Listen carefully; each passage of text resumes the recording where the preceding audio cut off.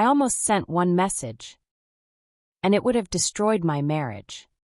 It didn't start the way people think these things start. There was no plan, no intention to cheat, no moment where I said, I want to do something wrong. It started small. I met him at work. Daniel. He was easy to talk to. Funny. Observant. The kind of person who actually listens when you speak. At first, it was just normal conversation. Good morning. Did you finish that report? Long day, huh? Nothing wrong. Nothing inappropriate. But slowly it changed. We started talking more. Not just about work, but life. He asked questions my husband hadn't asked me in a long time. How are you really doing? Are you happy? And I didn't even realize when I started opening up. At home, things weren't bad. But they weren't close either. Routine had replaced connection. My husband was busy. I was tired. We stopped noticing each other. So when Daniel noticed me, it felt good. Too good. At some point, the conversations moved from work chats to late-night messages. Are you still awake? Yeah, can't sleep. That became our thing. Midnight conversations. Quiet. Private. Personal. I knew it wasn't right, but I kept telling myself, we're just talking. Then one night, everything shifted. It was late. 11:47 p.m. I remember the time because I stared at my phone for a long time after. My husband had already gone to bed. I stayed behind in the living room, scrolling aimlessly. Then my phone buzzed. Daniel. I opened the message. I wish I met you before you got married. My heart started beating faster. I read it again. And again. Because now it was clear. This wasn't just talking anymore. I didn't reply immediately. But my mind started racing. Part of me felt excited. Another part, uncomfortable. I typed slowly. Maybe in another life. I stared at the words. It felt like a joke. But it wasn't. I knew what I was doing. I knew what this could become. My finger hovered over the send button. And in that moment, something inside me tightened. Heavy. Clear. Almost like a quiet interruption. Don't do this.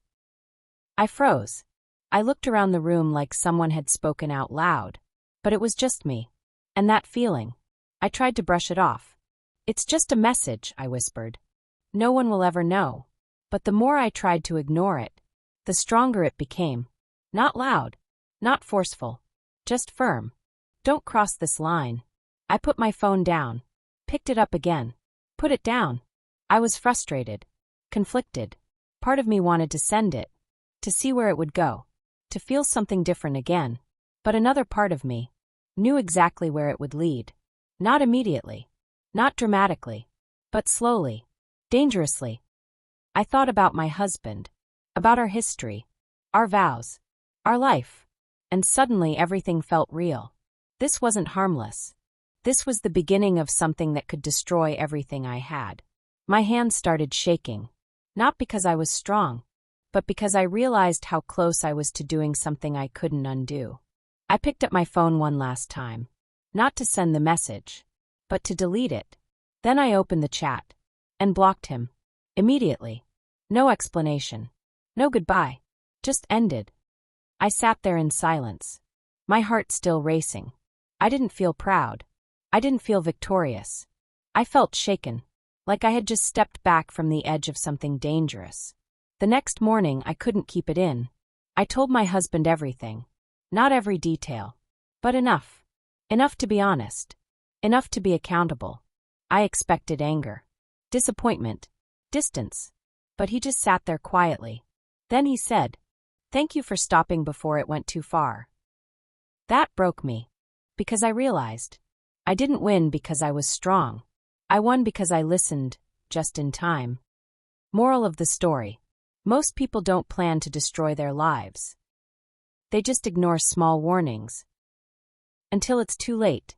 What you allow to grow in private can one day destroy everything in public. If you've ever been tempted to cross a line, or stopped yourself just in time, this message is for you. Comment, "I choose right," if you're choosing integrity today. And don't forget to subscribe for real, honest life stories.